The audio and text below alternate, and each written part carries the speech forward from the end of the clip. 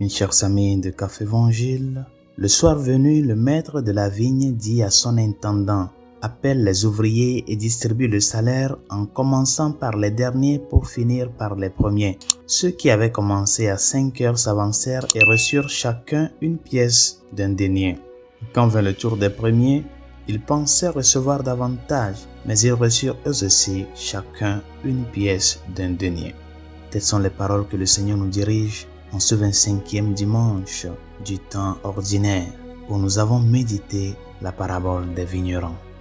En écoutant cette parabole, bien chers amis, une question peut nous surgir. La vie est-elle toujours juste? C'est la question que nous pouvons nous poser. Il semblerait que non. Nous avons tous connu des situations dans lesquelles nous avons eu l'impression d'être trompés. Les enfants y sont particulièrement sensibles et se plaignent souvent à leurs parents lorsqu'ils ont l'impression d'avoir été traités injustement. Et d'un point de vue terrestre, il est vrai que la vie n'est toujours pas juste. Mais nous ne devrions pas vivre selon une perspective terrestre. Nous sommes appelés à vivre selon la perspective divine. Dans cette perspective, tout est juste à la fin et la vraie justice est rendue à chacun. Lorsque nous nous demandons si la vie est juste ou non, nous devrions toujours commencer par le Fils de Dieu. Jésus n'a certainement pas été traité de manière équitable. En fait, il est difficile de conclure que quiconque ayant jamais vécu a reçu un traitement plus injuste que Jésus, du moins d'un point de vue terrestre. Il était parfait à tout point de vue. Tout au long de sa vie, il a traité tout le monde avec une vertu parfaite. Il n'a jamais menti, triché, volé, etc. Pourtant, nous savons tous ce qui lui est arrivé. Il a été accusé à tort, jugé de manière malhonnête, brutalement maltraité et assassiné sur une croix. D'un point de vue terrestre, il est clair que ce n'était pas juste le sort qui avait été réservé au Seigneur. La vie du Christ, tout comme la nôtre, bien chers amis, ne doit pas être évaluée du point de vue de la justice terrestre. Ce n'est pas que traiter les autres injustement soit permis par la volonté de Dieu, non. Chacun d'entre nous a la responsabilité morale d'agir dans la justice comme une exigence minimale. Mais nous sommes également appelés à dépasser la justice terrestre et à vivre selon la nouvelle norme de la grâce surnaturelle, bien chers amis. Et dans cette perspective de la norme de la grâce surnaturelle, la souffrance et la mort du Christ n'ont pas été tragiques, elles ont été glorieuses. Sa croix n'était pas un instrument d'injustice, c'était son trône sur lequel il a établi son nouveau royaume. Et une fois que la grâce entre en jeu, toute injustice apparente est renversée et doit être considérée d'un point de vue différent. La parabole que nous lisons aujourd'hui, bien chers amis, nous présente le scénario dans lequel Dieu a choisi d'accorder sa grâce et sa miséricorde en abondance à tous ceux qui se tournent vers lui. Nous ne pouvons jamais gagner le droit à sa miséricorde.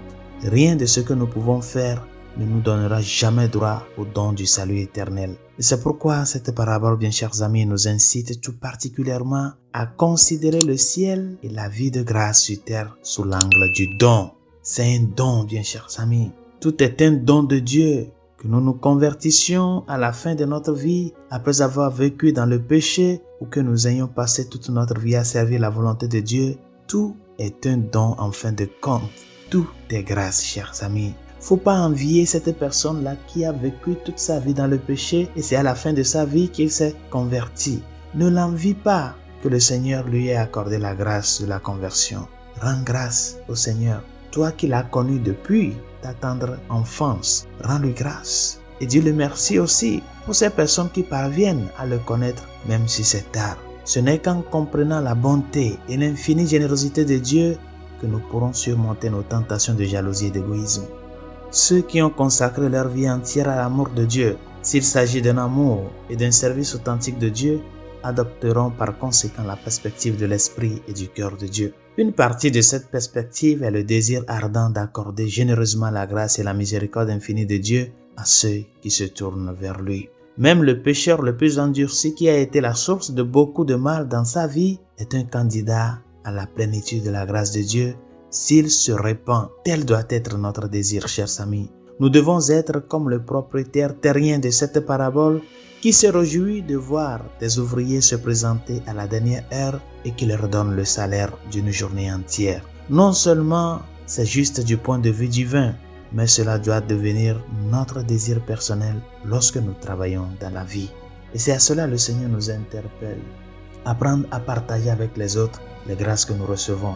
Les grâces du point de vue spirituel et aussi les faveurs du point de vue réel de la vie quotidienne. Ces personnes-là qui traînent aujourd'hui sans travail. Et au même moment, il y a d'autres personnes qui ont accumulé des fonctions. C'est à nous de pouvoir partager ce que nous avons reçu aussi avec ces personnes-là. Parce qu'il n'y a rien de grave, rien d'humiliant dans la vie qu'une personne qui vit dans le chômage. C'est la chose la plus humiliante, bien chers amis. Que tu n'arrives pas à joindre les deux bouts, que tu n'arrives pas à donner le nécessaire à ta famille. Et pourtant, il y a des gens qui ont accumulé des fonctions.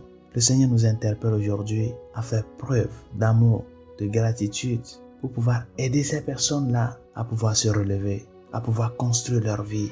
Non pas seulement la terrestre, mais aussi leur vie qui est la vie éternelle. Résolution de ce jour.